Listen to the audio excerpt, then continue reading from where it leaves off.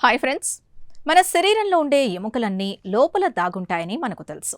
కానీ భూమిపై బతికిన మొసళ్ళు, తాబేళ్లు, కొన్ని రకాల బల్లులు, అలాగే ప్రాణాంతక డైనోసార్ల చర్మం పైన ఒక ఇనుప కవచం లాంటి గట్టి ఎముకల పొర ఉంటుందని మీకు తెలుసా?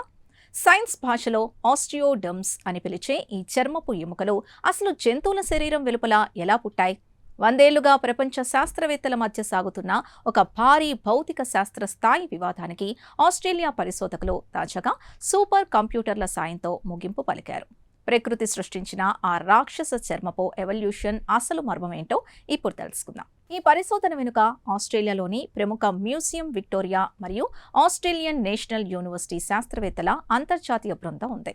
చార్లెస్ డార్విన్ తన పరిణామ సిద్ధాంతాన్ని మొదటిసారి ప్రకటించిన అత్యున్నత British journal biological journal of the Linnean సొసైటీలో ఈ సరికొత్త పరిశోధన ప్రచురితమైంది.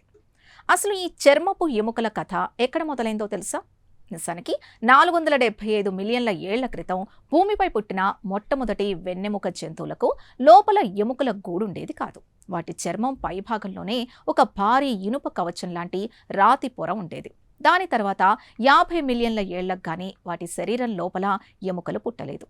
కాలక్రమేణా మనుషుల్లో, జంతువుల్లో ఈ చర్మపు ఎముకలు పూర్తిగా మాయమైపోయినా బల్లులు, మొసళ్ల చర్మంలో మాత్రం ఇవి నిరంతరం మళ్లీ ఎలా పుడుతున్నాయి అనేదే శాస్త్రవేత్తలకు 100 ఏళ్లుగా ఒక పెద్ద పజిల్ లాగా మారింది.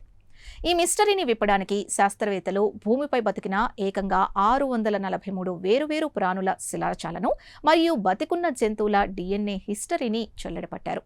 ఆధునిక సూపర్ కంప్యూటర్ల అల్గోరిథం సాయంతో వేలాది ఎవల్యూషన్ దారుల్ని విశ్లేషించారు. ఈ ల్యాబ్ పరీక్షల్లో తేలిందేంటంటే 100 మిలియన్ ఏళ్ల క్రితం జురాసిక్ కాలంలో బ్రాచియోసారస్, స్టెగోసారస్ అనే రాక్షస డైనోసార్లు భూమిని ఏలుతున్న సమయంలోనే ఈ బల్లుల చర్మం పైన కూడా శత్రువుల నుండి కాపాడుకోవడానికి ఈ ఇనుప గొలుసు లాంటి రక్షణ కవచం స్వతంత్రంగా వేరువేరు జాతుల్లో ఒకేసారి రూపుదిద్దుకుందని తెలిసింది.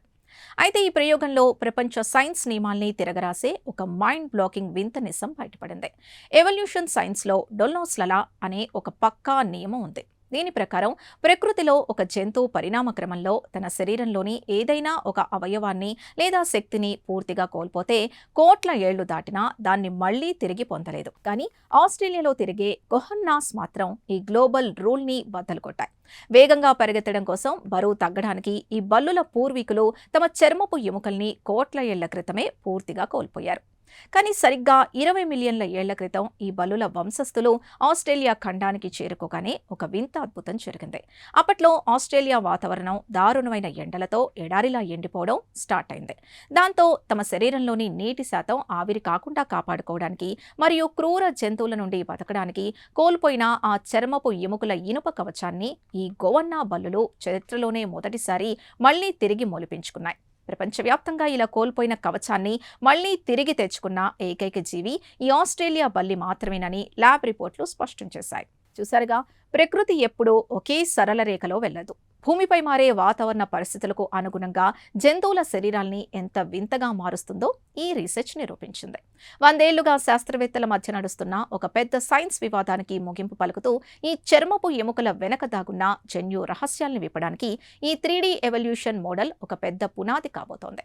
ఈ ప్రత్యేక కథనంపై మీ అభిప్రాయాల్ని కమెంట్స్ ద్వారా తెలపండి. వీడియో నచ్చితే లైక్ చేసి ఛానల్ని సబ్స్క్రైబ్ చేసుకోండి.